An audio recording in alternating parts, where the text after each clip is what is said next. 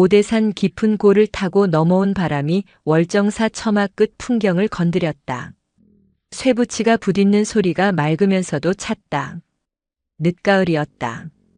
공기는 칼날처럼 예리했고 지리멸렬하게 매달려 있던 마지막 잎들마저 속절없이 흩어지는 계절이었다. 이 고요한 산사에 작은 파문이 인 것은 꼭 열흘 전의 일이다.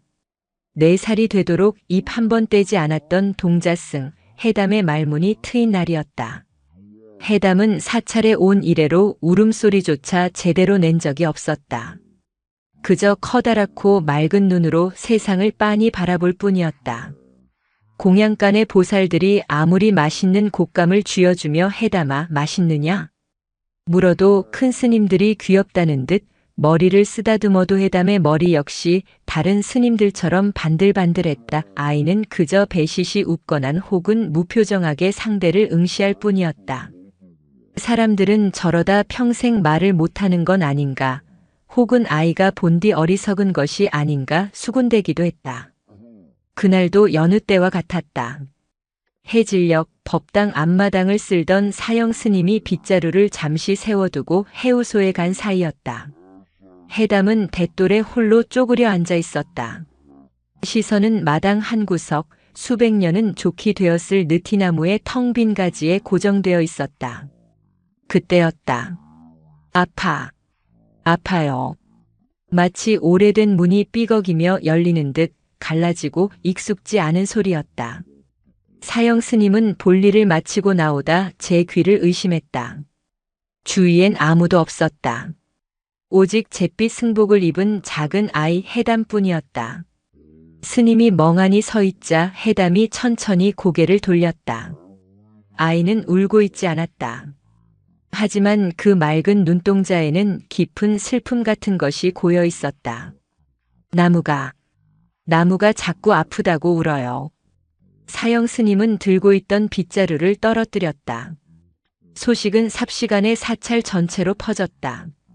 4살배기 동자승이 말을 텄는데 그 첫마디가 나무가 아프다는 것이었다. 공양간 보살들은 어머나 부처님 맙소사를 연발했고 젊은 스님들은 기특한 건지 기이한 건지라며 고개를 갸웃했다. 이 소동 속에서도 월정사의 주지 대원 스님만은 평소와 다름이 없었다. 대원은 반경 수백 리에서 살아있는 부처로 칭송받는 인물이었다. 환갑을 넘긴 나이에도 그의 눈은 맑았고 걸음은 구름처럼 가벼웠다. 그의 법문이 열리는 날이면 사찰은 강원도 첩첩산중이라는 것이 무색하게 전국 각지에서 몰려든 인파로 발 디딜 틈이 없었다.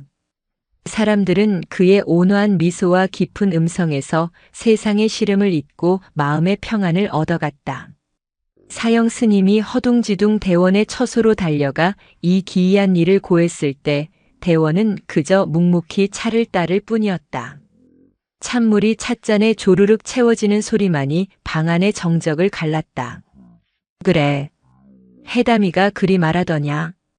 주지스님, 아이가 정상이 아닌 것 같습니다. 첫마디가 어찌 나무가 아프다니요. 흉한 징조는 아닐지요? 대원은 찻잔을 들어 향을 음미했다. 그리고는 엷은 미소를 지으며 말했다. 흉한 징조라니.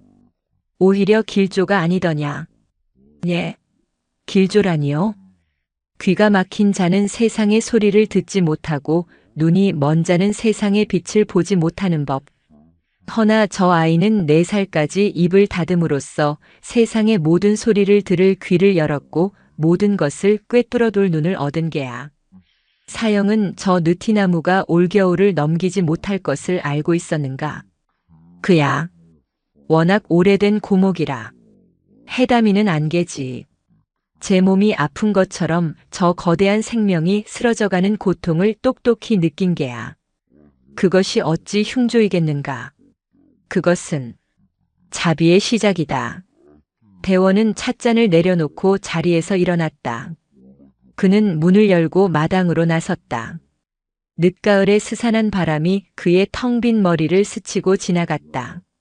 저 멀리 해담은 여전히 대돌에 앉아 있었다. 이제는 느티나무가 아닌 마당을 어슬렁거리는 늙은 삽살개 무심이를 빤히 바라보고 있었다. 무심이는 얼마 전부터 뒷다리를 심하게 절었다. 대원은 해담을 바라보았다. 아이는 인기척을 느끼고 고개를 돌렸다. 수십 걸음 떨어진 거리였지만 대원은 아이의 눈을 정면으로 마주했다. 그것은 5살 아이의 눈이 아니었다. 모든 것을 꿰뚫어 보지만 아무것도 판단하지 않는 깊고 투명한 심연이었다. 대원은 누구에게도 말한 적 없는 비밀을 떠올렸다. 30년 전 이 땅이 피로 물들었던 그 끔찍한 시절의 기억이었다. 그는 자신도 모르게 왼쪽 손목을 움켜쥐었다. 그곳에는 오래된 흉터가 희미하게 남아 있었다. 그 흉터가 오늘따라 유난히 시리고 아팠다. 주지스님, 어디 안 좋으십니까? 사형 스님이 걱정스레 물었으나 대원은 아무 말 없이 고개를 저었다. 그는 그저 해담에게서 눈을 떼지 못했다. 저 아이는 어쩌면 대원의 맑고 온화한 얼굴에 아주 잠시 누구도 읽을 수 없는 복잡한 그늘이 스쳐 지나갔다. 바람이 다시 불었고 풍경 소리가 사찰의 저녁을 재촉했다. 해담의 말문이 트인 후 월정사의 가을은 더욱 깊어만 갔다. 스님들의 일과는 변함이 없었다. 새벽 3시 도량석을 도는 목탁 소리에 잠을 깨고 예불을 드리고 공양을 하고 제각기 맡은 울력에 나섰다. 하지만 그들 사이에는 보이지 않는 미묘한 기류가 흘렀다. 그 중심에는 단연코 동자승 해담이 있었다. 아이의 2번째 기행은 늙은 삽살개 무심이에게서 시작되었다.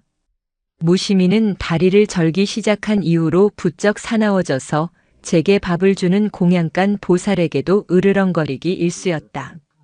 그런데 그날 아침 마당을 쓸던 스님들은 기이한 광경을 목격했다. 해담이 돛돌 곁에 웅크린 무심이 앞에 쪼그려 앉아 있었다. 해담아, 이리 오너라. 그놈이 요새 성질이 사나워져 물릴라. 한 스님이 다급히 불렀지만 해담은 돌아보지 않았다. 아이는 제 밥그릇에서 집어온 누룽지 조각을 손바닥에 올려 무심히 코앞에 내밀었다. 무심이는 으르렁거리기는커녕 끙끙 앓는 소리를 내며 그 작은 손을 핥았다. 해담은 다른 쪽 작은 손으로 절뚝거리는 무심이의 뒷다리를 가만히 쓰다듬었다. 이제 안 추워. 내가 따뜻하게 해줄게. 스님들이 그러는데 너도 전생의 사람이었대. 그러니까 아프지 마. 아이의 목소리는 바람소리에 실려 흩어졌다. 무심이는 짐승답지 않게 눈을 지그시 감았다. 그 광경은 마치 작은 부처가 축생에게 설법을 하는 듯한 기묘한 평화로움을 자아냈다. 이 일을 전해 들은 대원 스님은 그날 오후 해담을 불렀다.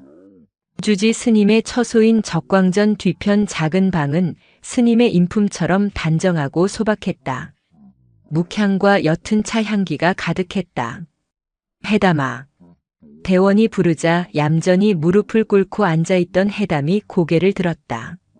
아이의 눈은 방 안의 작은 먼지 하나까지 비출 듯 맑았다. 무심히 다리를 만져주었다 들었다.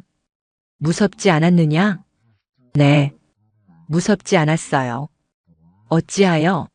무심이가 아픈 게 슬퍼서 울고 있었어요. 나쁜 개가 아니에요. 대원은 잠시 눈을 감았다. 우는 것을 본다. 아이는 단순히 말문이 트인 것이 아니었다. 존재의 고통을 공감각적으로 느끼고 있었다. 대원은 경전의 한 구절을 떠올렸다. 마음이 청정하면 온 세상이 청정하다. 저 아이의 마음이 너무 맑아 세상의 모든 더러움과 슬픔이 그대로 비치는 것이리라. 해담아, 너는 눈에 보이는 것만 말하는 것이 아니로구나. 때로는 보이지 않는 것을 보는 눈이 보이는 것을 보는 눈보다 더 큰 용기를 필요로 하느니라. 또한 더 큰 아픔을 가져오기도 하지. 5살 아이가 알아듣기 힘든 말이었지만 대원은 마치 오랜 도반에게 말하듯 담담히 이야기했다. 주지스님. 해담이 대원의 말을 끊고 불렀다. 스님도 아파요? 순간 대원의 어깨가 굳었다.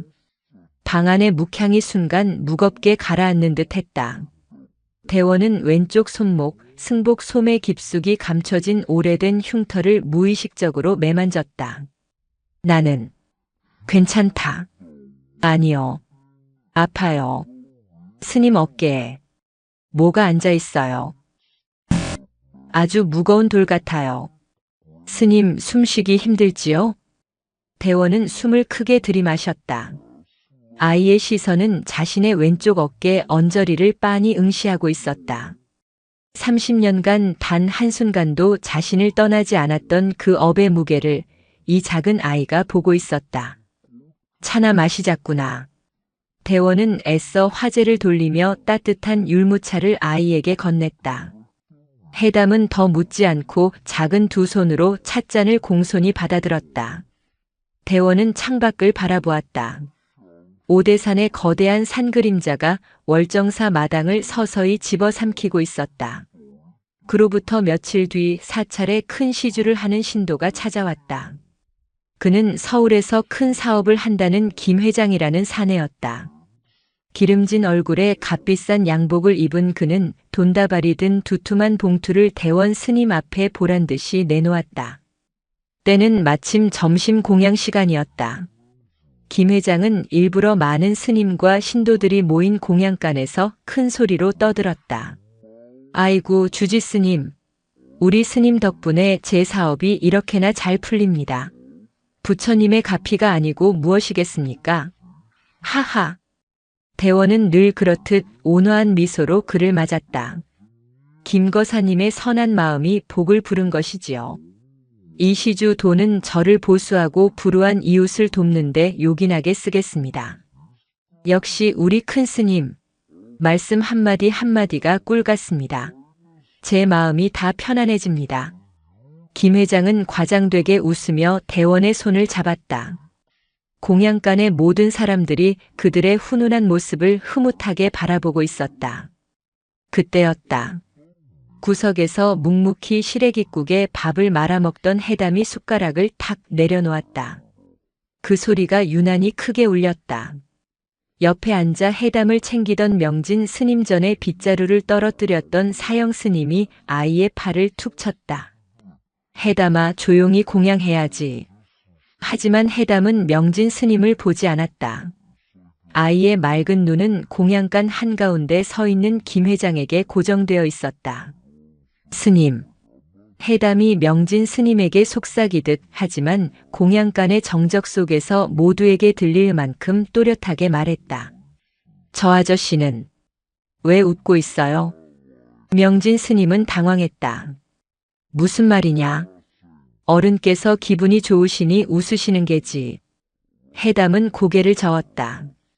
아이의 얼굴은 순수한 의문으로 가득 차 있었다. 아니에요. 저 아저씨 울고 있어요. 순간 공양간의 모든 소리가 멎었다. 김 회장의 너털 웃음도 대원의 온화한 미소도 그대로 얼어붙었다. 해담은 자리에서 벌떡 일어섰다. 그리고는 김 회장을 손가락으로 가리켰다. 얼굴은 웃고 있는데 얼굴 뒤에 다른 얼굴이 있어요. 그 얼굴이 막 울고 있어요. 무섭다고 살려달라고. 울고 있어요. 사방이 찬물을 끼얹은 듯 조용해졌다. 김 회장의 기름진 얼굴에서 미소가 사라졌다. 그의 눈이 가늘어졌고 낯빛이 하얗게 질렸다. 그는 마치 제 심장을 꿰뚫어 보는 듯한 아이의 눈빛에 질린 사람처럼 뒷걸음질을 쳤다. 저게 무슨 해괴한. 대원이 나섰다. 대원은 해담의 어깨에 가만히 손을 얹었다. 해담아, 그만하거라. 그리고는 굳어버린 김 회장을 향해 몸을 돌려 깊이 합장했다. 거사님, 놀라지 마십시오.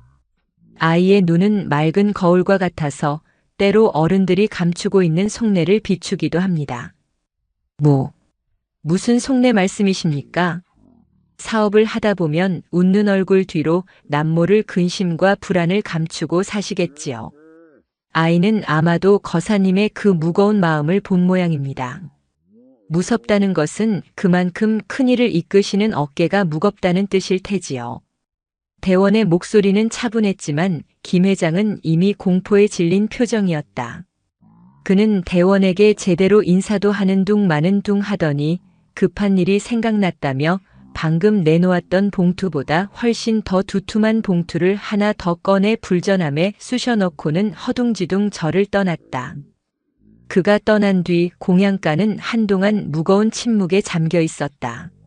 스님들은 밥그릇만 내려다보았다. 그날 저녁 대원은 아무도 찾지 않는 탑원에서 홀로 탑돌이를 했다. 그의 표정은 그 어느 때보다 무거웠다. 보지 않아도 될 것을 보는구나. 대원은 해담을 떠올렸다. 아이의 맑은 눈이 자신을 향할 때를 생각했다. 그 맑은 거울이 자신을 비춘다면 과연 무엇이 보이게 될까?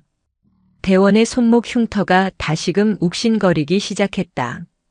오대산의 밤은 그날따라 유난히 스산하고 길었다. 김 회장 소동 이후 월정사 스님들은 해담을 대하는 태도가 둘로 나뉘었다.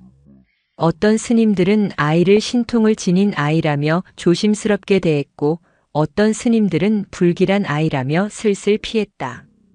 해담은 그런 어른들의 시선에 아랑곳하지 않고 여느 때처럼 마당을 거닐고 나무와 대화하고 잠든 무심히의 배를 쓸어주었다. 아이의 일상은 평화로웠으나 아이를 바라보는 주지 대원의 마음은 날이 갈수록 무거워졌다.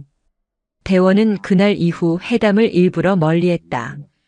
법당에서 마주쳐도 가벼운 목례만 할 뿐 따로 불러 차를 마시거나 이야기를 나누지 않았다.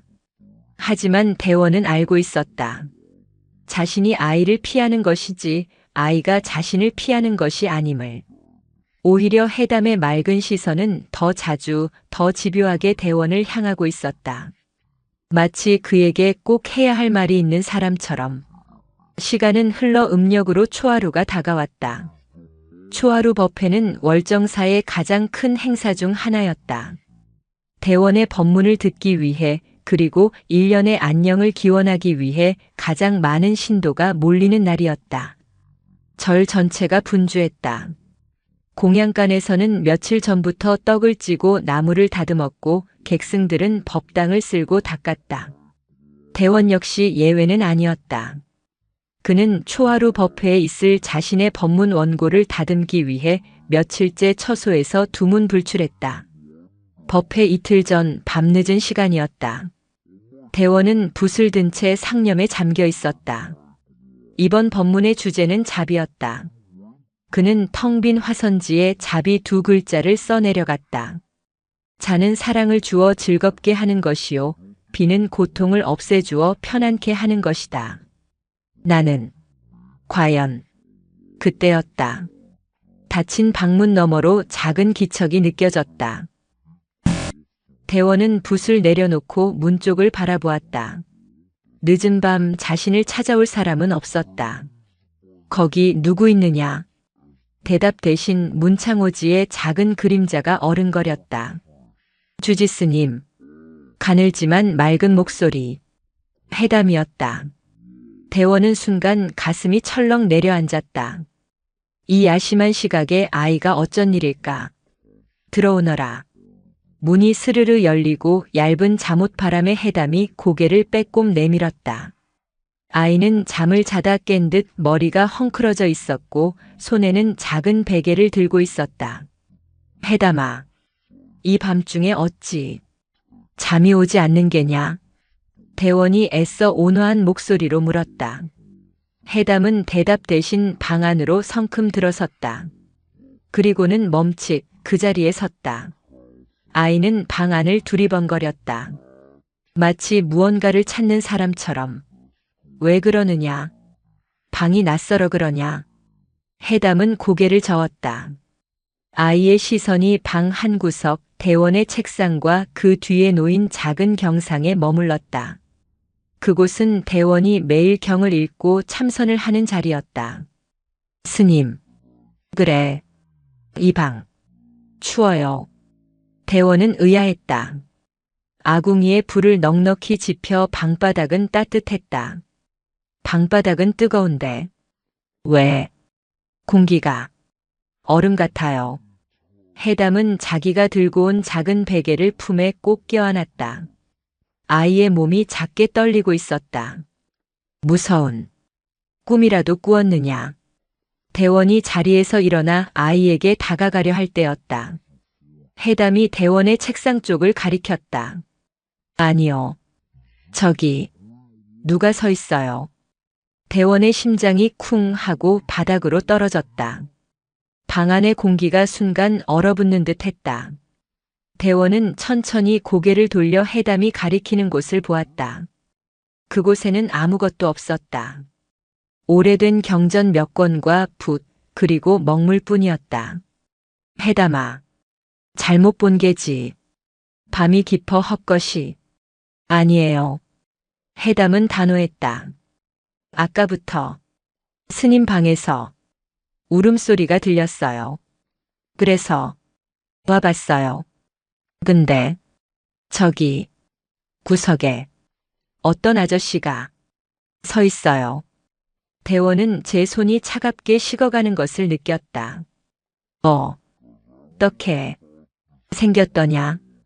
목소리가 갈라져 나왔다. 잘 안 보여요. 그냥 까매요. 아니, 까만 게 아닌데. 해담은 눈을 가늘게 떴다. 마치 초점을 맞추려는 듯. 이상하다. 젖었어요. 물에 빠진 사람처럼. 물이 뚝뚝 떨어져요. 아니, 물이 아닌데? 아이는 한 걸음, 두 걸음 홀린 듯이 그 구석으로 다가갔다. 해담아, 오지 마라. 대원이 외쳤으나 아이는 듣지 못했다. 해담은 경상 바로 앞까지 다가가 고개를 치켜들고 허공을 올려다보았다. 아저씨, 왜 울어요? 그리고는 코를 킁킁거렸다. 냄새가 나요. 비린내, 쇠냄새. 아니, 이게 무슨 냄새지? 해담은 천천히 고개를 돌려 대원을 바라보았다. 아이의 맑은 눈동자에 하얗게 질린 대원의 얼굴이 비쳤다. 스님, 피냄새가 나요. 대원은 그 자리에 얼어붙었다. 스님 방에서 피냄새가 나요. 저 아저씨한테서 피냄새가 나요. 아이는 울고 있지 않았다. 그저 순수하게 자신이 보고 맡은 것을 전할 뿐이었다. 하지만 그 순수함이 수십 년 묵은 대원의 상처를 헤집는 가장 날카로운 칼날이었다. 그만. 대원은 자신도 모르게 소리쳤다. 월정사 전체가 울릴 듯한 고함이었다. 살아있는 부처라 불리던 대원의 입에서 나온 소리라고는 누구도 믿지 못할 처절한 절규였다. 해담은 그 고함에 놀라 어깨를 움츠렸다. 그제야 아이의 눈에 두려움이 어렸다. 대원은 가쁘게 숨을 몰아쉬었다. 그의 얼굴은 온화한 스승의 얼굴이 아니었다. 그는 자신의 방 구석, 그 빈자리를 노려보고 있었다. 마치 그곳에 정말로 무언가가 있는 것처럼. 해담아. 대원은 떨리는 목소리로 겨우 입을 열었다. 오늘은 이만 돌아가 자거라. 내일 법회가 있지 않느냐. 대원은 아이를 돌아보지 못했다. 그저 떨리는 손으로 문을 가리킬 뿐이었다. 해담은 품에 안았던 베개를 떨어뜨렸다. 아이는 아무 말 없이 하얗게 질린 대원을 한 번, 그리고 어두운 방 구석을 한 번 번갈아 보더니 뒷걸음질 처방을 빠져나갔다. 달칵. 문이 닫히는 소리가 나고 방 안에는 다시 대원 혼자 남았다. 대원은 그 자리에 주저앉았다. 그는 떨리는 손으로 자신의 왼쪽 손목을 움켜쥐었다. 승복 소매 아래 오래된 흉터가 불에 타는 듯 뜨거웠다. 그는 고개를 들어 자신이 소리쳤던 방 구석을 바라보았다. 그곳에는 여전히 아무것도 없었다. 하지만 대원의 눈에는 보였다. 30년 전 그날의 폭우 속에서 차가운 강물에 젖어 자신을 노려보던 그 사내의 얼굴이, 피에 젖어 마지막 숨을 몰아쉬며 자신을 향해 뻗었던 그 손이, 나무아미타불, 관세음보살. 대원의 입에서 연불이 흘러나왔으나 그것은 더 이상 평온을 위한 연불이 아니었다. 그것은 공포와 죄의식에서 벗어나기 위한 처절한 몸부림이었다. 아직이었는가? 아직도 나를 용서하지 않았는가? 대원은 화선지에 쓰다 만잡이라는 글자를 바라보았다.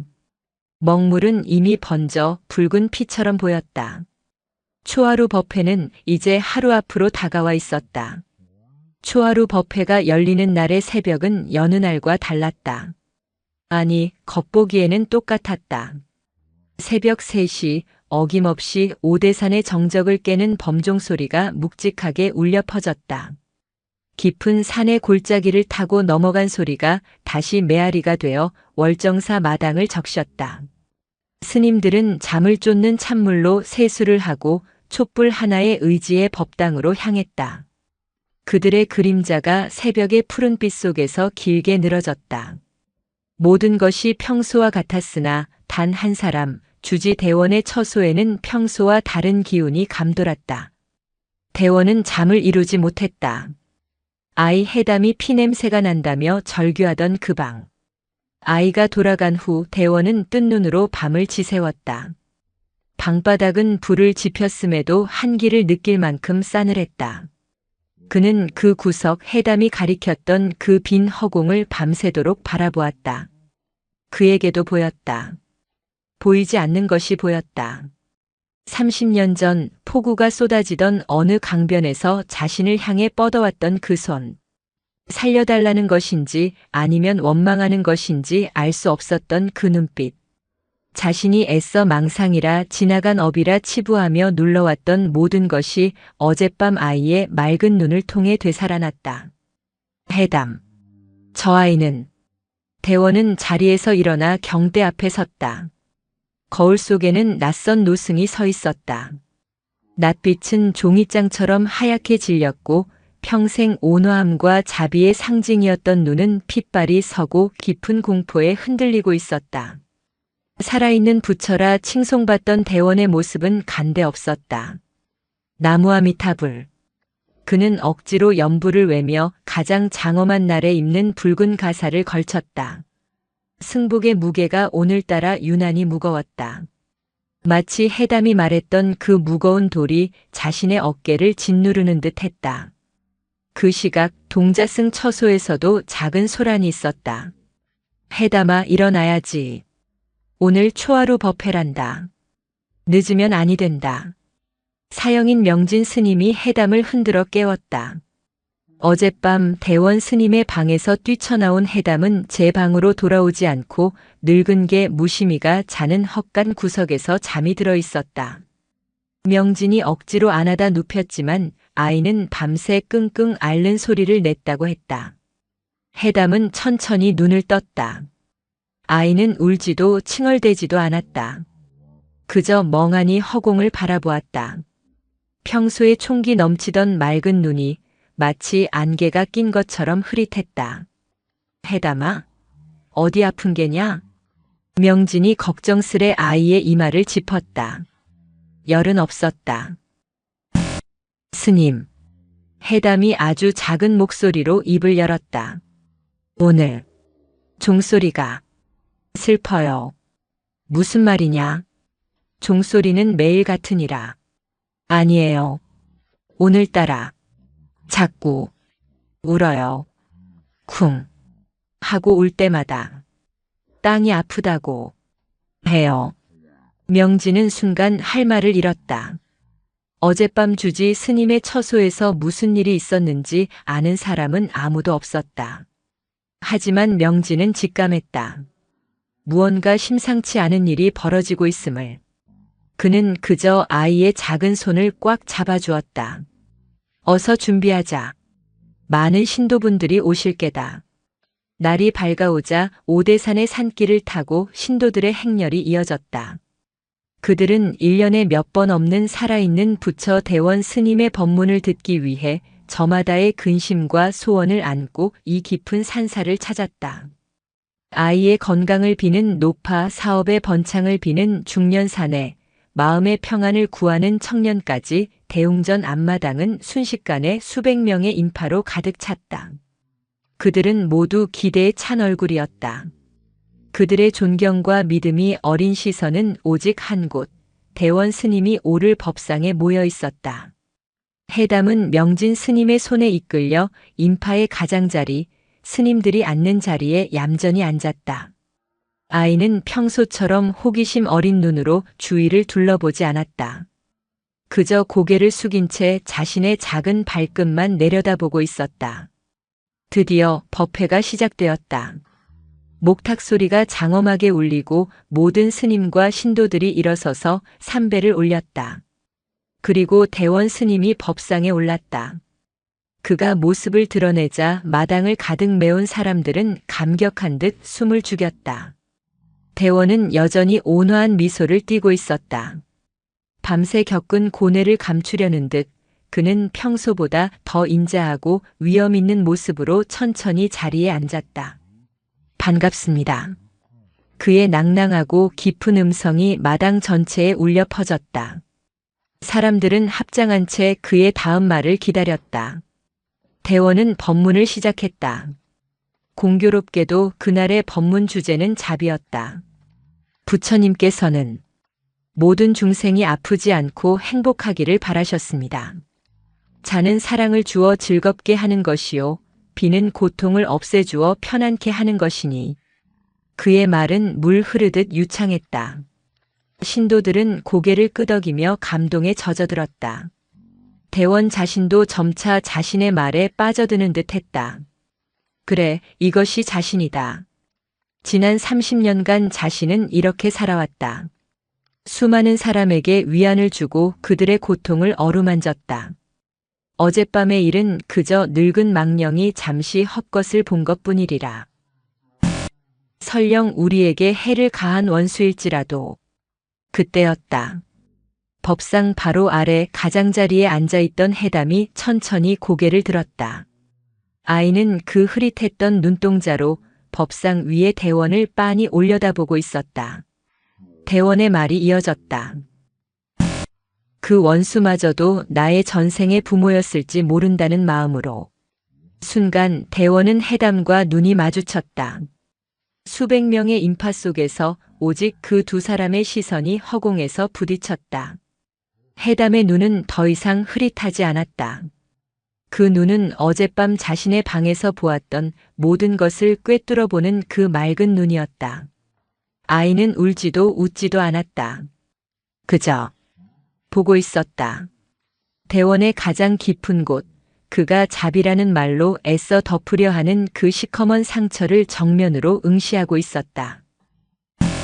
대원의 목소리가 순간 아주 미세하게 끊겼다. 그는 자신도 모르게 마른 침을 삼켰다. 법문을 이어가야 했다. 수백 명의 신도들이 자신을 바라보고 있었다. 그리하여 우리는 자비를 베풀어야 하. 대원의 이마에 식은땀이 배어나왔다. 해담의 시선이 자신을 올가매는 밧줄처럼 느껴졌다. 아이는 마치 스님, 지금 하시는 그 말씀이 진정 스님의 마음입니까? 라고 묻는 듯 했다. 불안감이 엄습했다. 아무도 눈치채지 못했다. 오직 대원만이 저 작은 동자승의 눈빛 앞에서 자신이 평생 쌓아 올린 살아있는 부처라는 성벽이 무너져 내리는 소리를 듣고 있었다. 오대산의 늦가을 햇살은 따가우면서도 서늘했다. 수백 명의 신도들이 만들어내는 열기 위로 대원 스님의 법문은 절정을 향해 치닫고 있었다. 아니, 치닫는 듯 보였다. 우리의 마음속에는 누구나 지옥과 극락이 함께 있습니다.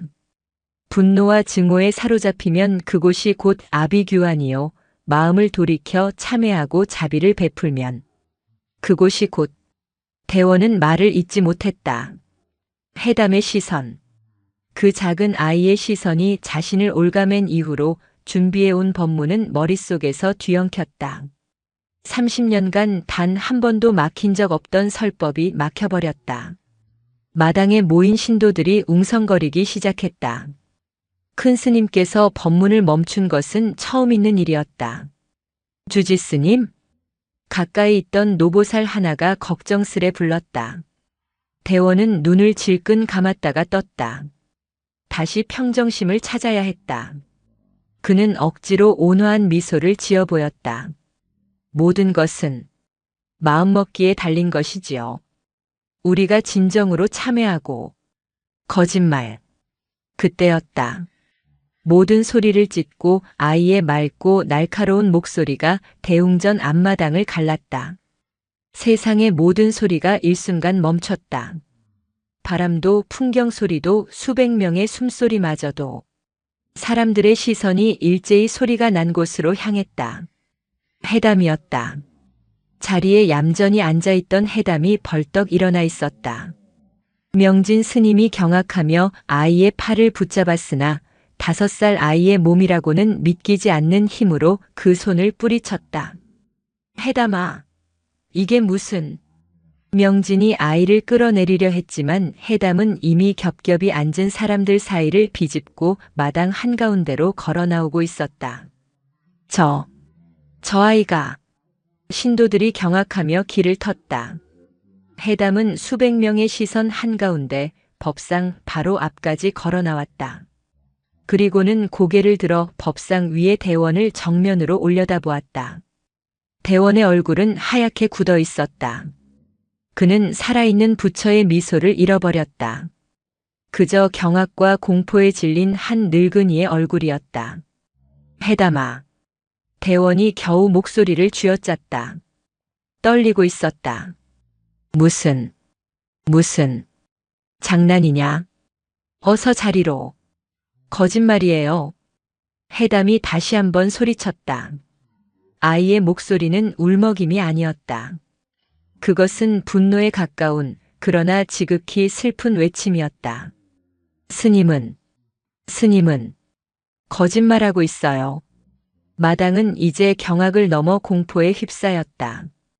감히 주지스님 살아있는 부처로 칭송받는 대원에게 거짓말쟁이라 소리치는 동자승이라니. 사람들은 저 아이가 미쳤거나 혹은 귀신에 씌었다고 생각했다. 저놈을 당장 끌어내라. 주지스님께 무슨 망발이냐? 몇몇 스님과 신도들이 해담을 향해 다가오려 했다. 오지 마세요. 해담이 그들을 향해 외쳤다. 그리고는 다시 대원을 가리켰다. 스님. 해담의 맑은 눈에서 눈물이 주르륵 흘러내렸다. 스님. 뒤에. 왜 스님 등 뒤에 피 묻은 군인이 서 있어요? 대웅전 마당은 얼어붙었다. 피 묻은 군인. 그 생경하고도 끔찍한 단어에 사람들은 숨조차 쉬지 못했다. 그들은 일제히 대원의 등 뒤를 바라보았다. 그곳에는 장엄하게 닫힌 대웅전의 붉은 문 외에는 아무것도 없었다. 저 아이가 드디어 실성했구나. 헛것을 보는 게다. 웅성거림이 파도처럼 밀려왔다. 하지만 해담은 멈추지 않았다. 아이는 대원을 향해 손가락질하며 울부짖었다. 저 군인이 스님을 보고 울어요. 아니, 화났어요. 스님을 노려보고 있어요. 살인자라고. 살인자라는 단어가 터져나오는 순간 대원은 법상 위에서 크게 휘청거렸다. 그는 법상 모서리를 가까스로 붙잡아 몸을 지탱했다. 그것으로 충분했다. 수백 명의 신도들은 보았다.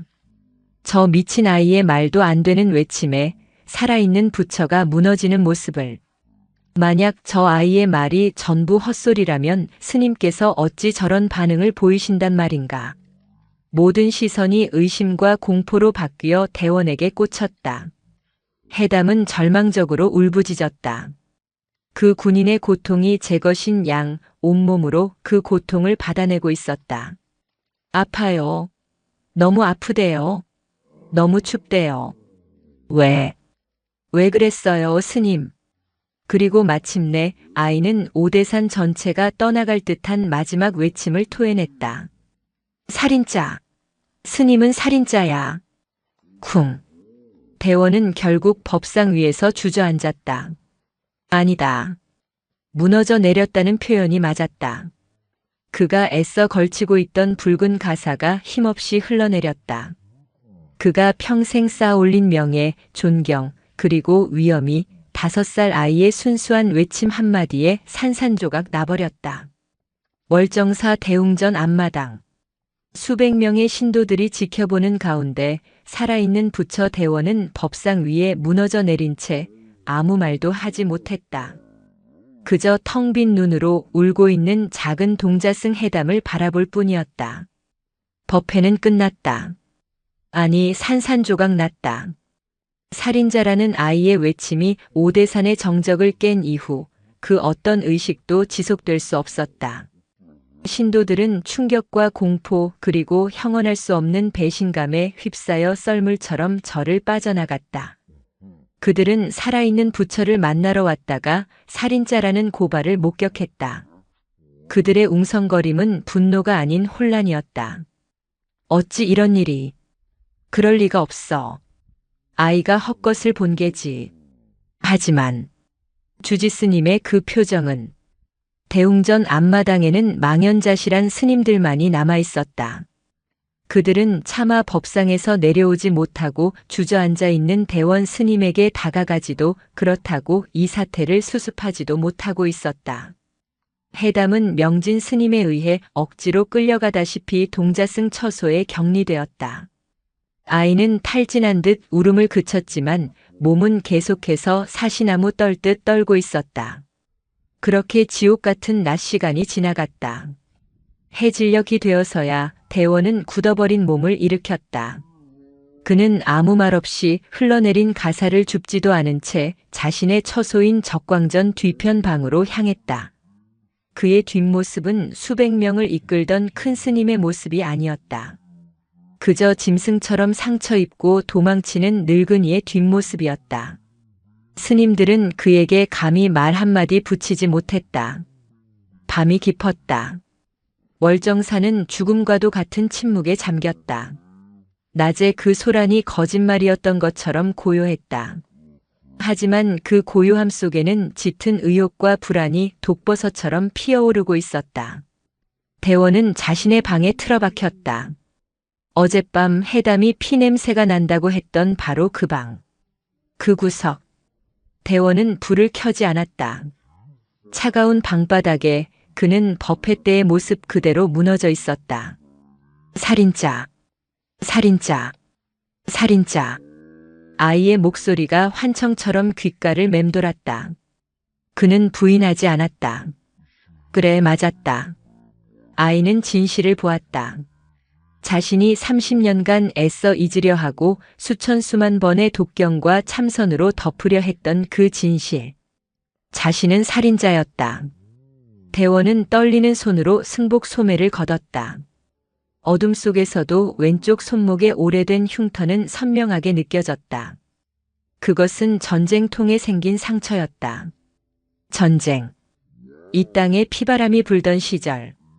그는 스님이 아니었다. 그저 살기 위해 발버둥 치던 20살 남짓의 청년이었다. 그만하게. 기억이 파고들었다. 폭우가 쏟아지는 밤이었다. 후퇴하던 중이었다. 그와 그는 둘도 없는 친구 사이였다. 적인지 아군인지 모를 총알이 빗발쳤다.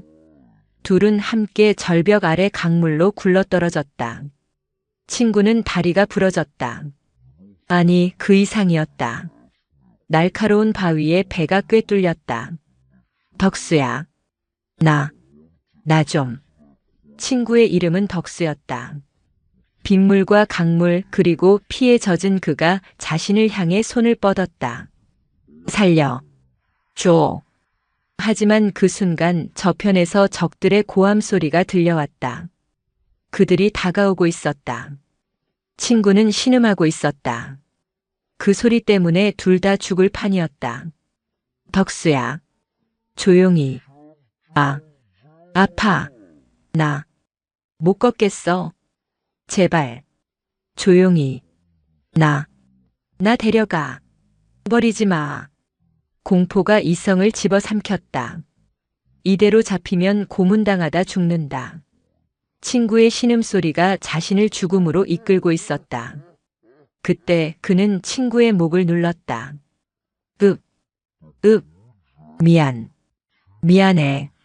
친구의 눈이, 그 절망과 원망이 뒤섞인 눈이 자신을 바라보았다.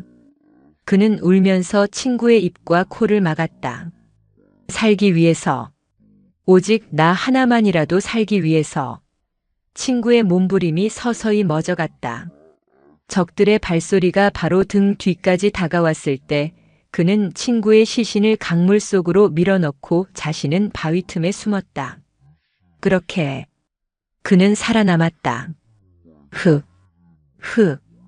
흐아.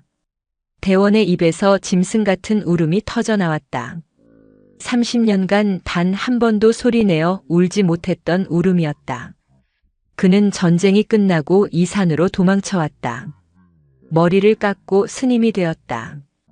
죽은 친구 덕수의 너클 기리기 위해, 그리고 자신의 죄를 씻기 위해. 그는 대원이라는 법명을 받았다.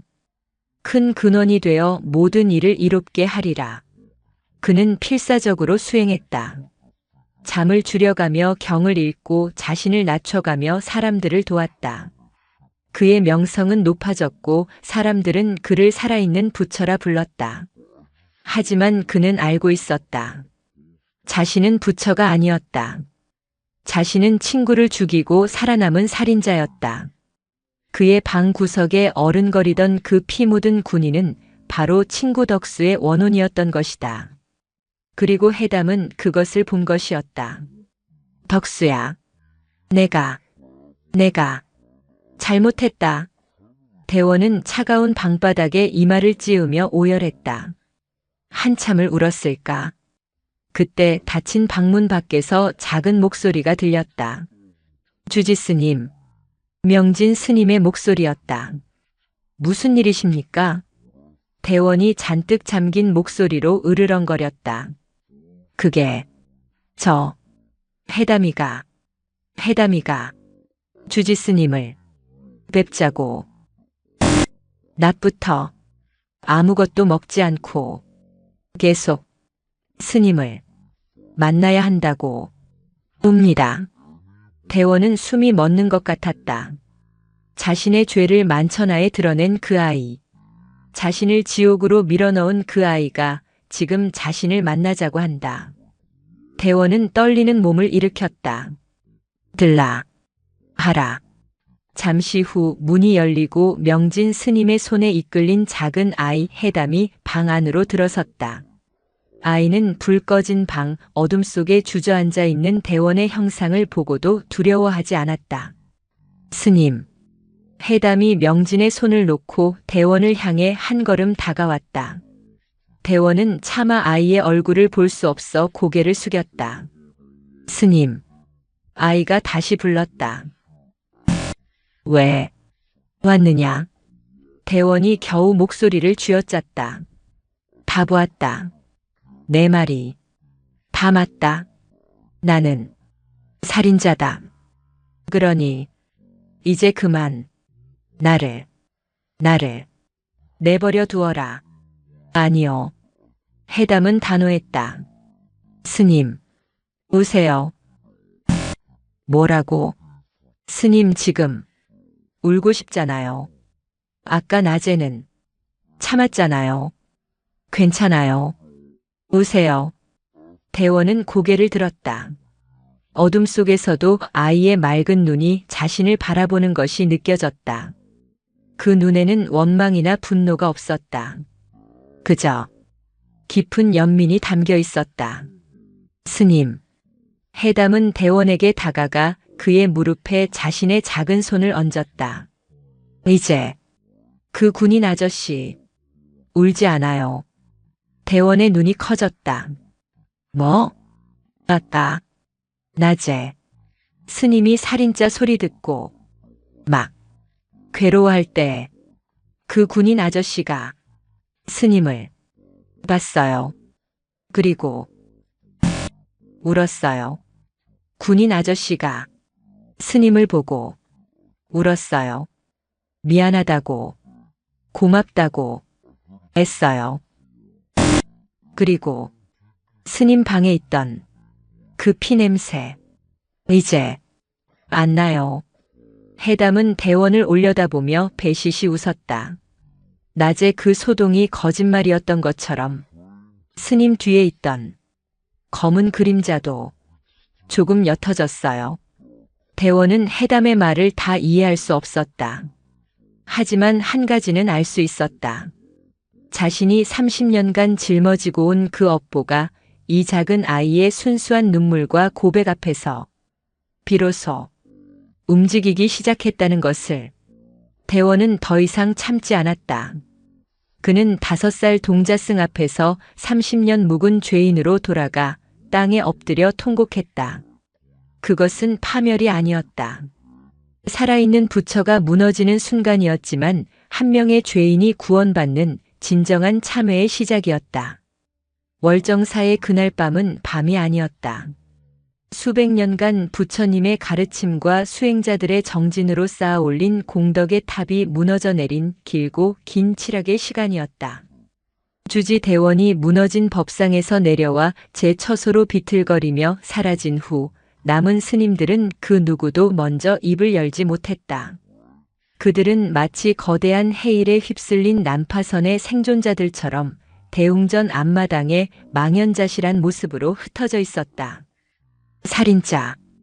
5살 동자승의 그 처절한 외침은 이미 신도들의 입을 타고 산을 내려가 강원도 첩첩산중을 넘어 세상 속으로 번져나가기 시작했다.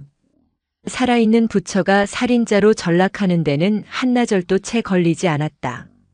동자승 처소에 억지로 끌려온 해담은 그 길로 실신하듯 잠이 들었다. 아이는 낮에 있었던 그 거대한 파문을 온몸으로 받아낸 뒤 작은 몸이 감당할 수 있는 에너지의 마지막 한 방울까지 짜낸 듯 했다. 아이를 돌보는 명진 스님은 아이의 잠든 얼굴을 내려다보며 복잡한 심경에 휩싸였다. 저 작은 아이가 대체 무엇을 본 것일까? 그리고 주지 스님의 그 표정은 어찌하여 모든 것을 시인하는 자의 얼굴이었단 말인가? 그 밤 월정사의 그 누구도 잠들지 못했다. 가장 먼저 움직인 것은 대원과 평생을 함께 수행해 온 노스님들이었다. 주지를 보좌하는 원로격인 원영 스님과 평생을 무건 수행에 가깝게 지내온 선승해월 스님이 마주 앉았다. 장소는 주지 처소가 아닌 사찰의 대소사를 논하는 요사체의 작은 방이었다. 방 안의 공기는 얼음장처럼 차가웠다. 어찌하면 좋겠습니까, 해월 스님? 원영 스님이 먼저 입을 열었다. 그는 사찰의 재정과 행정을 총괄하는 현실적인 인물이었다. 그의 얼굴은 사태의 심각성으로 인해 잿빛이 되어 있었다. 신도회에서는 이미 전화가 빗발치고 있습니다. 내일 아침 당장 해명을 하라는데 무슨 수로 해명을 한단 말이 뵙니까? 살인자라니. 감히. 해월 스님은 눈을 감은 채 묵주만 천천히 돌리고 있었다. 그는 말이 없었다. 주지 스님께서는, 대원 스님께서는 어찌하여 그런 반응을 보이신 겁니까? 차라리 노발대발 호통을 치시거나 아이를 꾸짖으셨다면 아이가 헛것을 보았다고 둘러댈 수라도 있었을 텐데 법상에서 무너지시다니요. 원영 스님은 제 머리를 감싸 쥐었다. 그는 대원을 원망하고 있었다. 월정사의 수백 년 역사가 오늘부로 끝이 났습니다. 살인자가 주지로 앉아있던 절이라니.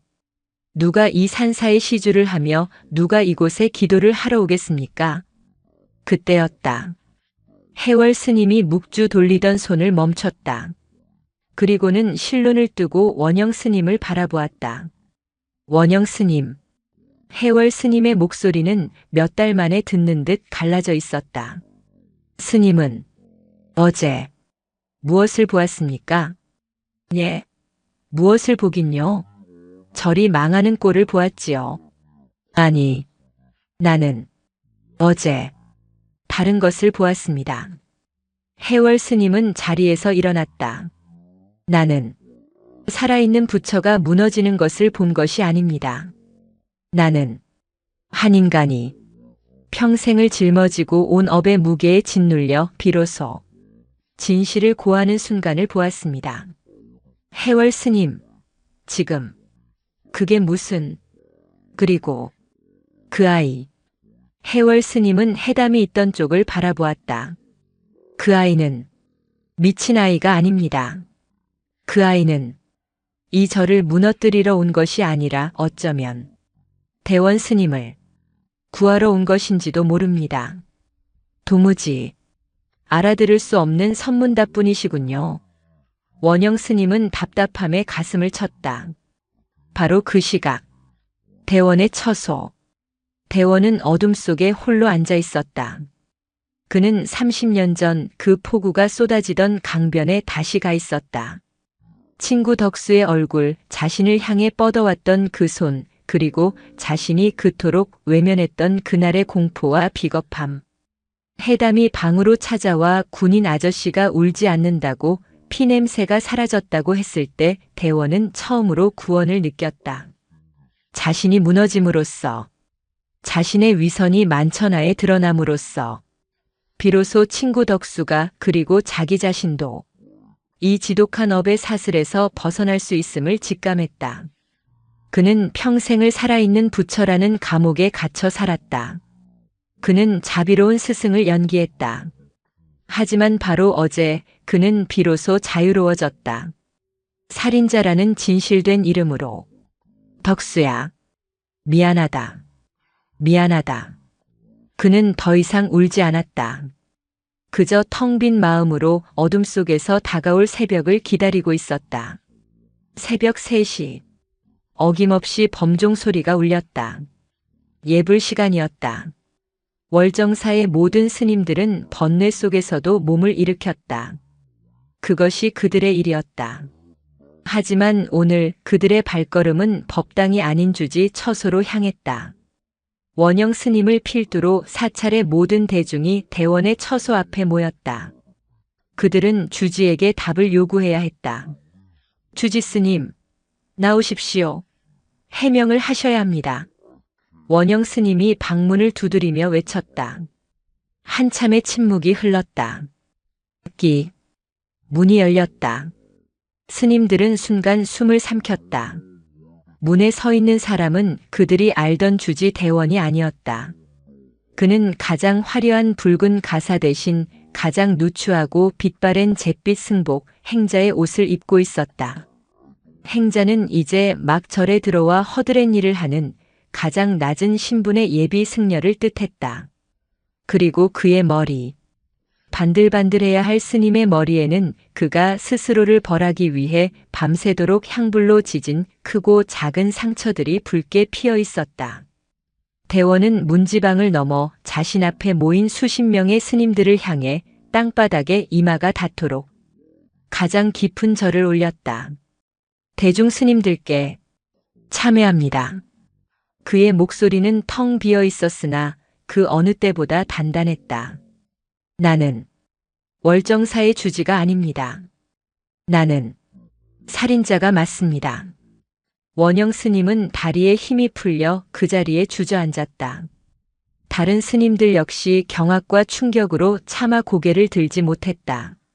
오늘부로 저는 주지직을 내려놓고 이 산사를 떠나려 합니다. 그때였다. 저편에서 작은 목소리가 들려왔다. 안 돼요. 해담이었다.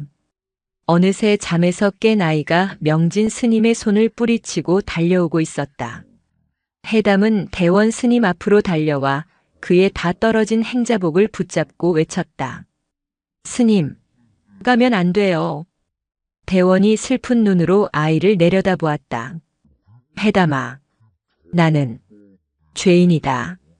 이곳에 있을 자격이. 아니요. 가면 또 어두워져요. 스님, 여기 있어야 해요. 여기서 씻어야 해요. 해담은 대원의 왼쪽 손목, 그 흉터가 있는 자리를 작은 손으로 꽉 움켜쥐었다. 아직 남았어요. 아주 조금. 아직 남아있어요. 대원은 자신의 손목을 붙잡은 아이의 손을 내려다보았다. 그리고 자신을 둘러싼 혼란스러운 스님들을 바라보았다. 도망치는 것. 그것은 그가 30년 전에 했던 일이었다. 여기서 씻어야 한다. 대원은 해담의 머리 위에 자신의 상처투성이 손을 얹었다. 알겠다. 해담아. 그는 스님들을 향해 다시 한번 고개를 숙였다. 저는 떠나지 않겠습니다. 대신 오늘부터 이 절의 가장 낮은 곳에서 제 죄를 씻겠습니다. 새벽 예불을 알리는 목탁 소리가 그날따라 유난히 서늘하게 울려 퍼졌다. 살아있는 부처의 추락은 오대산 월정사를 송두리째 흔들었다. 주지 대원이 법회 도중 살인자라는 고발을 당하고 무너졌다는 소문은 늦가을 산불처럼 삽시간에 번져나갔다. 신도들의 발길은 하루아침에 뚝 끊겼다. 사찰의 재정을 후원하던 큰손들은 해명을 요구하는 대신 지원을 끊는 것으로 답을 대신했다. 수백 년간 이어져 온 명찰 월정사는 불과 며칠 만에 고요한 섬이 되었다. 아니, 세상의 손가락질을 받는 유배지가 되었다. 사찰의 대중은 극심한 혼란에 빠졌다. 당장 주지 스님, 아니 대원 스님을 이 절에서 내쫓아야 합니다. 현실주의자인 원영 스님은 매일같이 스님들을 모아놓고 격앙된 목소리로 외쳤다. 이대로 가다간 우리 모두가 살인자의 동료로 낙인 찍힐 것입니다. 절의 문을 닫아야 할 판입니다. 해월 스님 도대체 왜 저자를 감싸시는 겁니까? 해월 스님은 묵묵히 차를 따를 뿐이었다. 원영 스님, 스님은 참회가 무엇이라 생각하십니까? 참회요? 참회는 자신의 죄를 뉘우치는 것이지요.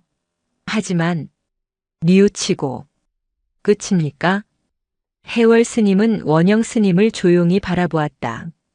죄를 지은 그 자리에서 자신의 죄를 매일같이 마주하고 그 죄의 무게를 온몸으로 감당하며 뼈를 깎는 고통 속에서 거듭나는 것. 그것이 부처님께서 말씀하신 진정한 참회가 아닙니까? 그것은 스님의 이상론일 뿐입니다. 저분은 사람을 죽였습니다.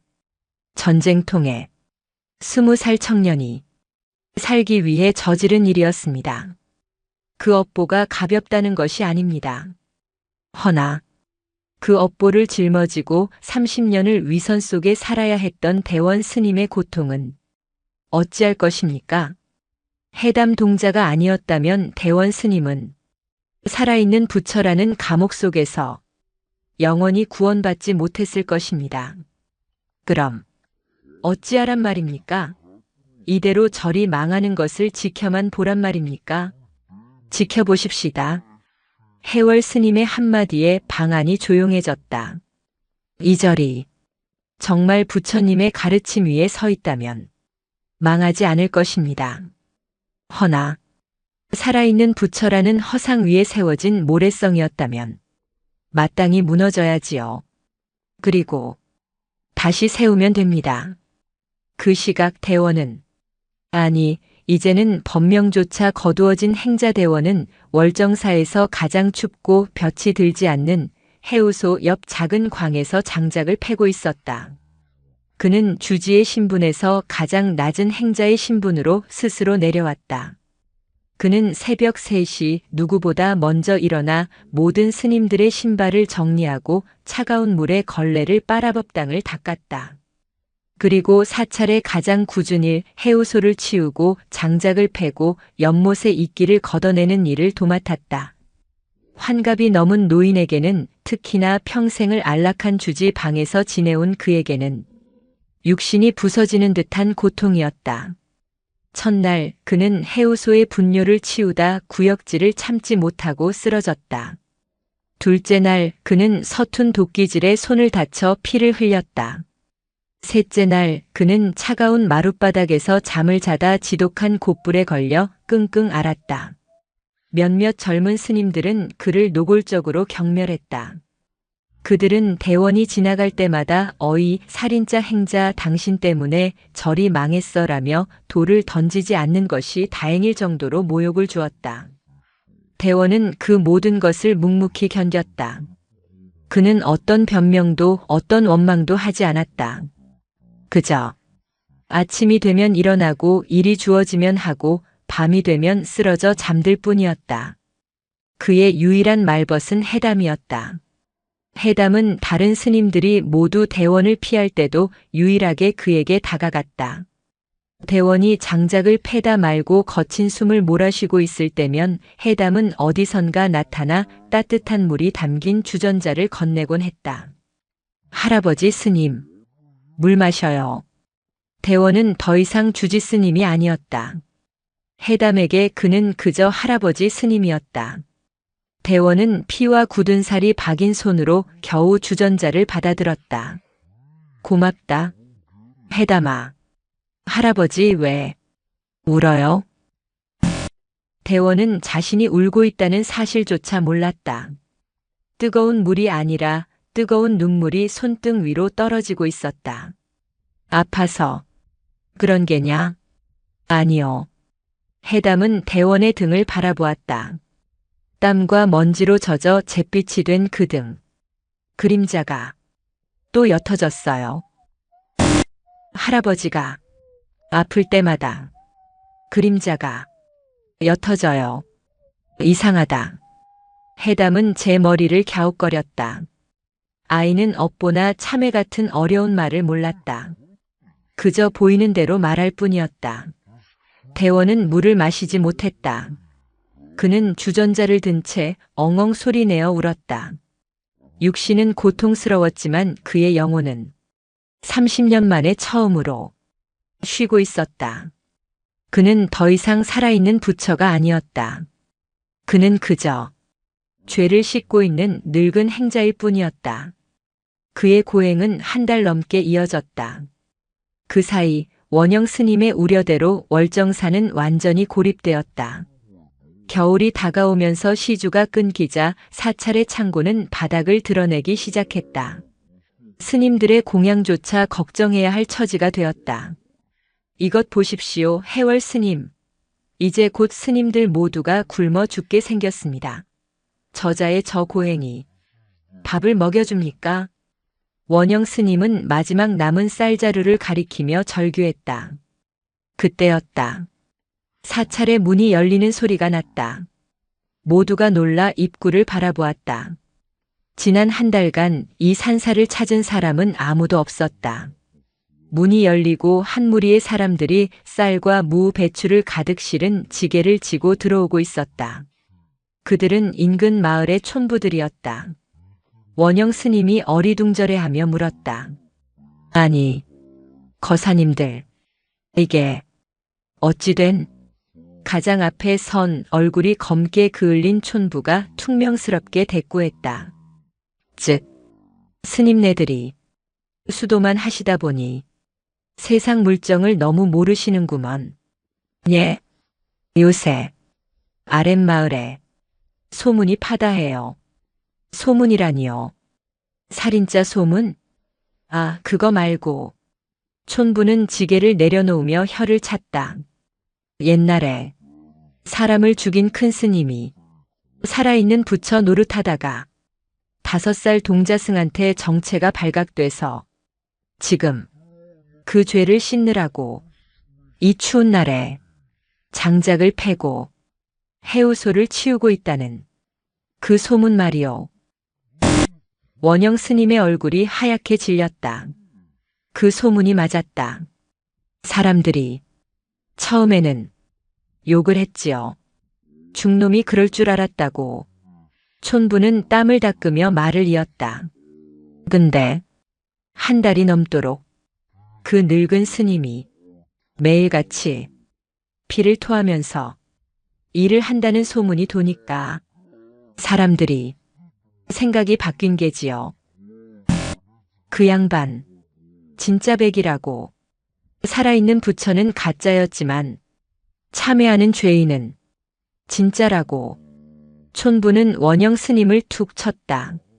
그래서 우리가 쌀하고 김치 가져왔소. 진짜 스님들 굶어 죽으면 안 되잖소? 안 그렇소, 해월 스님? 해월 스님은 말없이 합장할 뿐이었다. 저 멀리 대원이 늙은 행자가 마을 사람들이 가져온 무거운 쌀가마니를 절뚝거리며 옮기고 있었다. 그 잿빛 뒷모습이 그 어떤 화려한 붉은 가사보다 더 거룩해 보였다. 겨울이 왔다. 오대산은 하룻밤 사이에 흰눈에 잠겼다. 월정사는 속세와 완전히 고립된 듯 깊은 침묵 속에 빠져들었다. 하지만 그 침묵은 한 달 전의 절망적인 고립과는 다른 것이었다. 아랫마을 촌부들이 가져다준 쌀과 땔감 덕분에 월정사의 스님들은 혹독한 겨울을 날 준비를 마칠 수 있었다. 살인자라는 낙인은 지워지지 않았지만 진짜로 참회하는 죄인이 있다는 소문은 아이러니하게도 월정사가 다시 세상과 연결되는 가느다란 끈이 되었다. 사람들의 발길이 다시 이어지기 시작했다.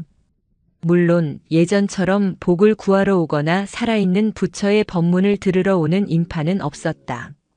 대신 삶에 지치고 상처받은 이들이, 세상에 더는 기댈 곳 없는 이들이 하나둘씩 절을 찾았다. 그들은 대웅전에 절을 올리러 온 것이 아니었다. 그들은 해우소 옆 광에서 묵묵히 장작을 패고 있는 늙은 행자대원을 보러 왔다. 어떤 중년 부인은 사업에 실패하고 모든 것을 잃은 남편을 데리고 와서 아무 말 없이 대원이 일하는 모습을 한나절이고 지켜보게 했다. 여보, 저 스님을 봐요. 저분도 저렇게 다시 시작하잖아요. 어떤 젊은 청년은 씻을 수 없는 죄를 짓고 도망치듯 산사를 찾았다가 자기보다 더 무거운 죄를 짊어진 노인이 그럼에도 불구하고 매일 아침 살아내고 있음을 목격했다.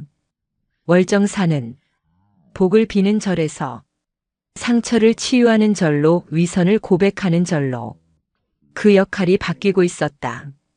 그리고 그 모든 변화의 중심에는 여전히 대원과 해담이 있었다. 대원의 육신은 하루가 다르게 쇠약해졌다. 환갑의 나이에 행자의 고된 노동을 감당하는 것은 무리였다. 그의 손마디는 시커멓게 죽어갔고 무릎은 더 이상 펴지지 않을 정도로 휘었다. 하지만 그의 눈은 30년 만에 그 누구의 눈보다 맑아져 있었다.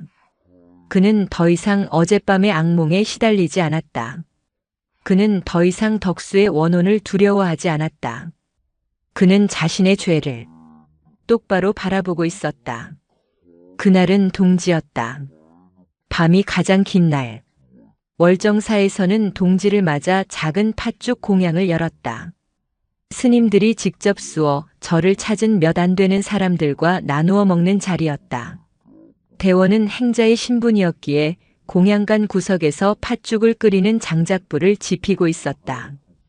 그때 해담이 쪼르르 달려왔다. 아이의 손에는 김이 모락모락 나는 팥죽 한 그릇이 들려 있었다. 할아버지 스님, 팥죽. 대원은 땀으로 범벅이 된 얼굴을 들어 아이를 보고 웃었다.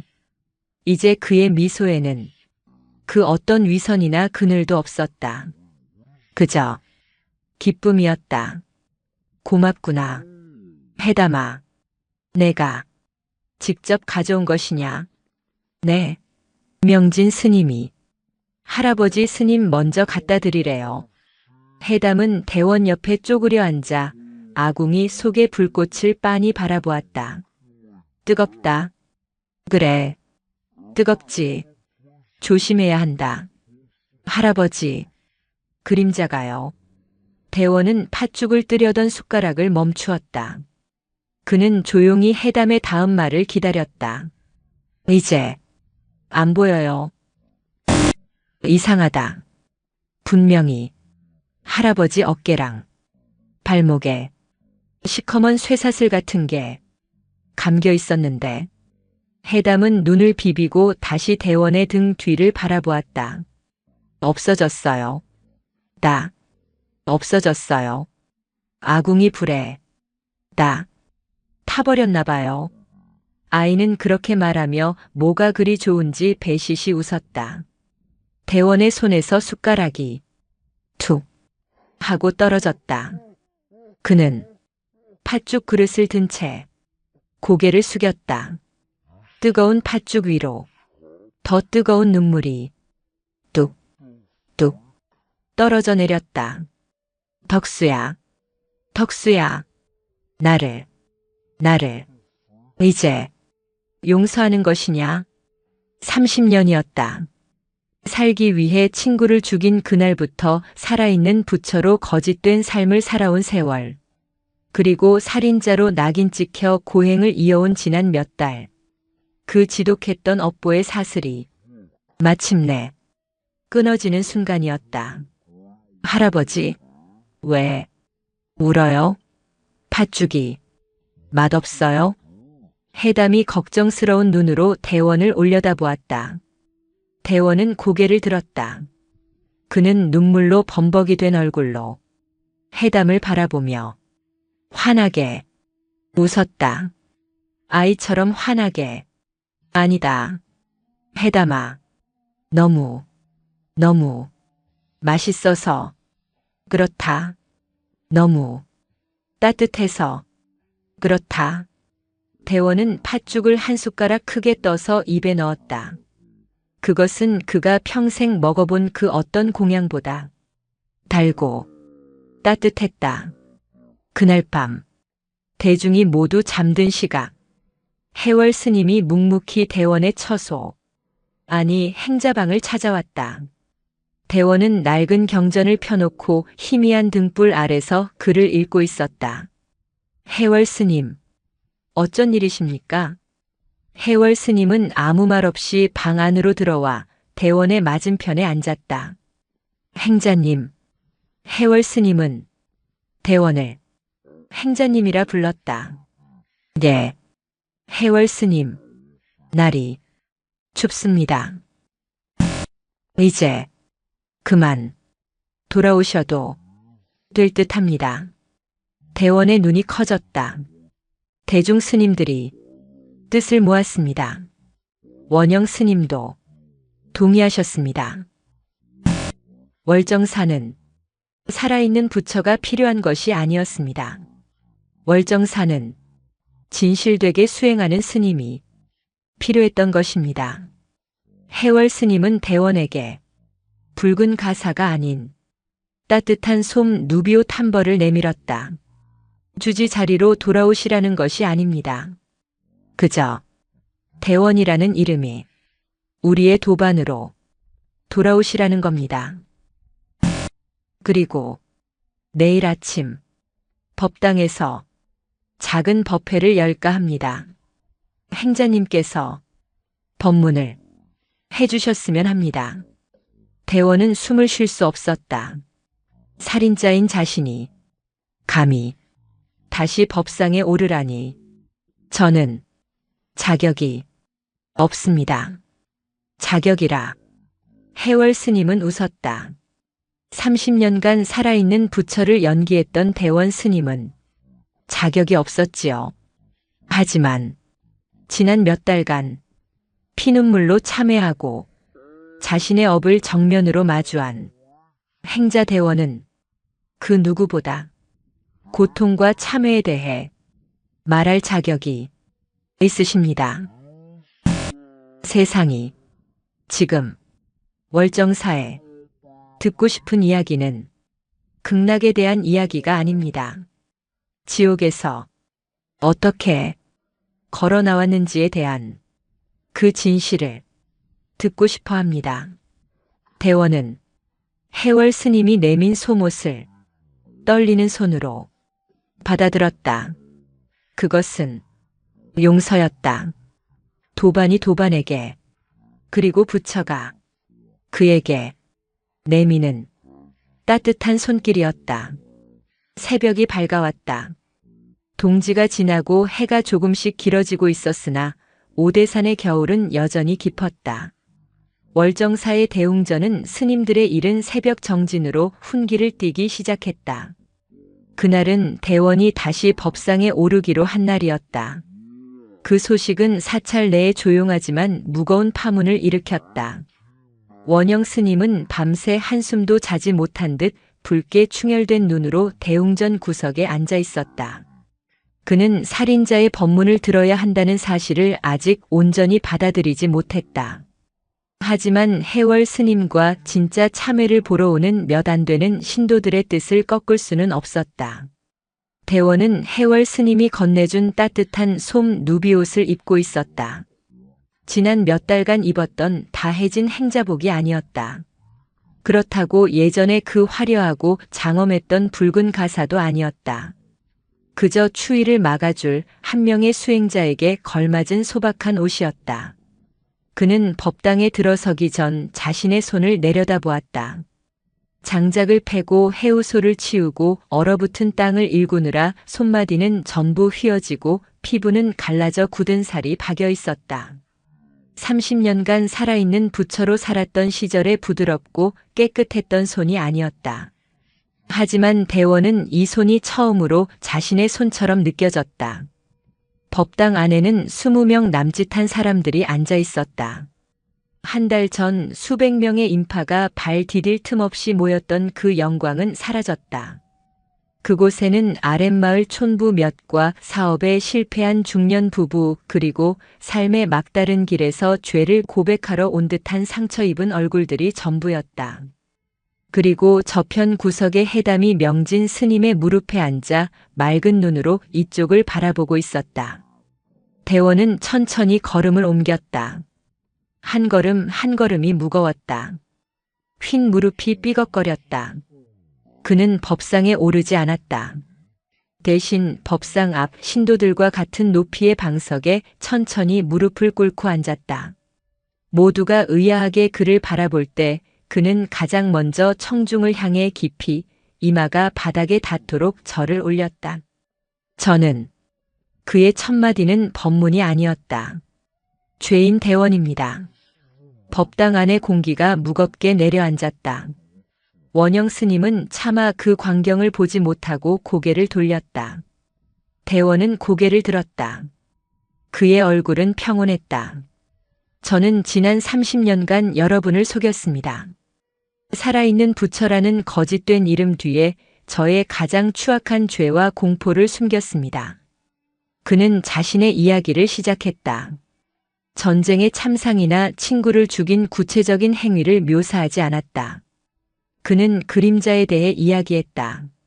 제게는 아주 어둡고 차가운 그림자가 있었습니다. 그 그림자는 제가 20살이 되던 해에 저의 비겁함과 공포가 만들어낸 것이었습니다. 저는 그 그림자로부터 도망치고 싶었습니다. 그래서 이 깊은 산으로 들어왔습니다. 머리를 깎고 경전을 외우고 자비로운 표정을 짓는 법을 익혔습니다. 저는 그 그림자 위에 살아있는 부처라는 아주 화려하고 거룩한 옷을 덧입혔습니다. 사람들은 숨을 죽이고 그의 말을 들었다. 이것은 설법이 아니었다. 한 인간의 가장 아픈 고백이었다. 저는 제가 그 그림자를 완벽하게 숨겼다고 믿었습니다. 하지만 그림자는 사라지지 않았습니다. 오히려 저의 위선을 자양분 삼아 더욱 거대해졌습니다. 저는 제가 만든 그 거룩한 감옥 속에서 단 하루도 편히 잠들지 못했습니다. 대원은 법당 구석의 해담을 바라보았다. 그러던 어느 날 한 아이가 이 절에 왔습니다. 해담은 대원과 눈이 마주치자 작게 고개를 끄덕였다. 그 아이는 맑은 거울과도 같은 눈을 가지고 있었습니다. 그 아이의 눈은 제가 덧입힌 화려한 옷이 아니라 그 옷 속에 숨어있던 저의 시커먼 그림자를 정면으로 비추었습니다. 그 거울이 저의 감옥을 산산조각 냈습니다. 대원은 목이 메는 듯 잠시 말을 멈추었다. 그것은 제 인생에서 가장 고통스러운 순간이었습니다. 저의 모든 것이 무너져 내렸습니다. 하지만 그의 눈에서 눈물이 흘러내렸다. 그것은 또한 제 인생에서 가장 자비로운 순간이었습니다. 저는 비로소 저의 그림자를 정면으로 마주할 수 있게 되었습니다. 그는 굽이진 자신의 손으로 눈물을 닦았다. 여러분, 참회는 죄를 없던 일로 만드는 것이 아니었습니다. 참회는 용서를 구하는 것이 아니었습니다. 참회는 도망치지 않는 것이었습니다. 자신의 그림자를 똑바로 바라보는 것이었습니다. 그 그림자 또한 나의 일부임을 온전히 받아들이는 것이었습니다. 그리고 그 그림자를 짊어지고 어둠 속이 아닌 빛 속으로 한 걸음 한 걸음 걸어 나가는 것이었습니다. 대원은 울고 있었다. 하지만 그의 얼굴은 그 어느 때보다 빛나고 있었다. 법당 안의 모든 사람들이 울고 있었다. 사업에 실패한 남자도, 죄를 짓고 도망친 청년도, 심지어 고개를 돌리고 있던 원영 스님조차 굵은 눈물을 뚝뚝 떨어뜨리고 있었다. 그들은 살아있는 부처의 설법에 감동한 것이 아니었다. 한 인간이 지옥에서 걸어 나오는 그 처절하고도 진실된 고백에 함께 울고 있었다. 그해 오대산의 봄이 왔다. 월정사는 예전의 명성을 되찾지 못했다. 아니, 되찾으려 하지 않았다. 사찰은 여전히 가난했고 스님들은 스스로 밭을 일구어 공양을 해결해야 했다. 하지만 절은 그 어느 때보다 따뜻했다. 대원은 주지로 돌아가지 않았다. 해월 스님이 그 뒤를 이었고 대원은 그저 대원 스님으로 묵묵히 자신의 일을 할 뿐이었다. 그는 더 이상 장작을 패거나 해우소를 치우지는 않았지만 상처 입은 신도들의 고백을 들어주고 함께 울어주는 일을 맡았다. 어느 맑은 봄날 오후 대원은 이제 6살이 된 해담과 함께 대웅전 앞 돛돌에 앉아 저 멀리 오대산의 봉우리를 바라보고 있었다. 해담아, 내 할아버지 스님, 너는 아직도 보이느냐? 뭐가요? 그 그림자 같은 것들 말이다. 해담은 고개를 갸웃했다. 그리고는 대원의 얼굴을 빤히 올려다보았다. 아이는 한참을 생각하더니 입을 열었다. 전에는요, 할아버지 스님 보면 시커먼 군인 아저씨가 보였고요. 대원은 조용히 다음 말을 기다렸다. 그 다음에는요, 회색 먼지 같은 게 보였어요. 대원은 여전히 아무 말이 없었다. 근데요, 지금은요, 해담은 눈을 동그랗게 떴다. 지금은 그냥 할아버지 스님만 보여요. 대원은 숨을 멈추었다. 아이는 더 이상 그의 업보를 보지 않았다. 그저 대원이라는 한 사람을 볼 뿐이었다. 대원은 아무 말 없이 해담의 머리를 쓰다듬었다. 그때 따뜻한 봄 햇살이 월정사 마당을 가득 비추었다. 거대한 오대산은 그만큼 거대한 그림자를 절 마당에 들이우고 있었다. 할아버지! 해담이 그 거대한 산 그림자를 손가락으로 가리키며 외쳤다. 그림자다. 그림자가 엄청 커요. 대원은 그 거대한 산 그림자를 바라보았다. 그것은 자신이 평생 두려워했던 바로 그 그림자였다. 그런데 할아버지, 해담이 해맑게 웃으며 말했다. 그림자가 이렇게 크고 시커먼 건. 아이는 잠시 숨을 고르고 말했다. 저기 해님이 저렇게 반짝반짝 빛나고 있어서 그런 거지요? 대원은 아이의 그 말에 마치 거대한 종으로 머리를 한 대 맞은 듯 했다. 그림자가 깊다는 것은 빛이 그만큼 밝다는 뜻, 어둠이 있다는 것은 밝음이 존재한다는 증거. 죄와 참회, 고통과 구원은 둘이 아니었다. 대원은 더 이상 자신의 그림자를 두려워하지 않았다. 그는 자신을 구원한 이 작은 동자승을 가만히 껴안았다. 그렇구나, 해담아. 대원의 목소리가 봄바람처럼 따뜻했다. 내 말이 다 맞다. 빛이 있음에 그림자 또한 있는 것이지. 오대산의 풍경 소리가 두 사람의 머리 위로 맑고 청아하게 울려 퍼지고 있었다.